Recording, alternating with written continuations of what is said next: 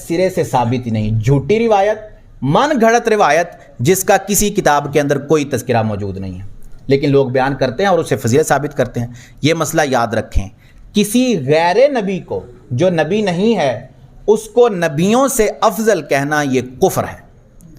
किसी गैर नबी को जो नबी नहीं है उसको अंबिया से अफजल कहना, उसको नबियों से अफजल कहना, चाहे किसी एक ही नबी से कहा जाए,